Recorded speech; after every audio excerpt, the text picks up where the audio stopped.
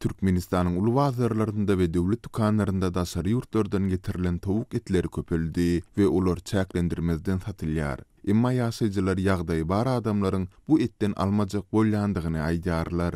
Azatlyň Aşgabatda kawarçysy satyp çykarylan tavuklaryň göwrüminiň adaty tavuklaryň kagaraňda ören uludygyny, bir tawuk budunyň agrymynyň 1 kilogramy goly, 3 tany budyň 2 kilogram bolýandygyny, butlaryň kilogramynyň 8 manatdan satylýandygyny habar berýär. Tawuk etiniň nowatdaky bolçulugy Aşgabatda agyr atletika boýunça geçirilen dünýä çempionatynyň öň ýanyna gawat geldi. Mälim bolşaly prezident Gurbanuly Berdimuhammedow ýurtda geçirilen bayramçylyklaryň we sport çäherleriniň öňünden bazarlarda azyk bolçulugynyň döredilmegini ýygyderli talap edýär.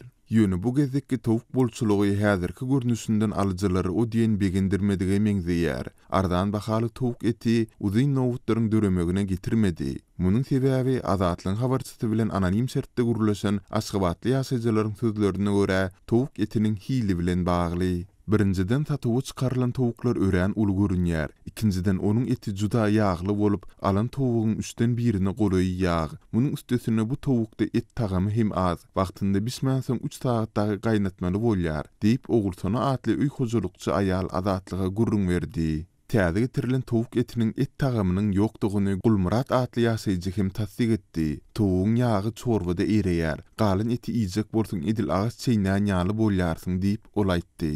Gulmuradyň pikirçe bu tawuklar gaty köne bolmaly. Tawuklaryň derisi sapsary bolup gidipdir. Sığır etini aljak bolamyzda hem ýagy sarylan bolsa almaýarys diýip ol sözüniň üstüne ýetirdi. İkinci tarapdan bahalar gymmatlan soň täze getirilen we biraz ardan bahadan satylan tawuk etinden alýanlar hem bar. Gulmuradyň tasyklamagyna görä güzeranyny zordan aýlayan adamlar ýokdan gowy diýip bu etten almagy mejbur bolýarlar. Aşgabatyň Mir bazarynda Gülistan Sowda merkezinde bu tawuklar 3-4 ýerde satylýar. Emma xaridar az diýip Azatlygyň biri-birinden garaşsyz iki çeşmesi habar berdi. Şol bir wagtda Azatlygyň gurulşan adamlarynyň köpüsi ýurduň özündäki guş toplumlarynda öndürilen tawuklaryň etiniň häzirki arzan tawukdan kän gowudygyny aýtdylar. Emma ýurt içindäki uly guş toplumlarynda öndürilen tawuk etiniň iň arzanynyň bahasy aýdylmagyna görä 21 manatdan başlanýar. Öz guş toplumlarymyzyň tavuklary birinciden belli betnisan uly däl, ikinciden çalt bişär we et tagamy bar diýip adynyň aýdylmazlygyny soran söhbetdeşimiz bellidi.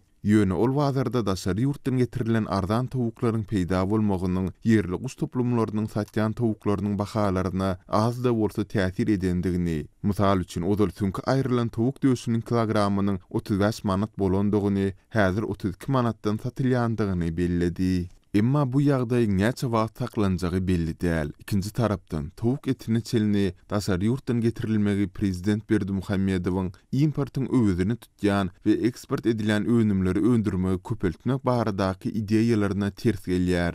Türkmenistandan soňky ýyllarda ýylatyň esasy sarp edýän azyk önümleriniň ýetmezçiligi, bahalaryň ýygyderli ýokurlanmagy we uzyn we dawaly azyk nowutlarynyň döremegi adaty ýagdaýa öwrüldi.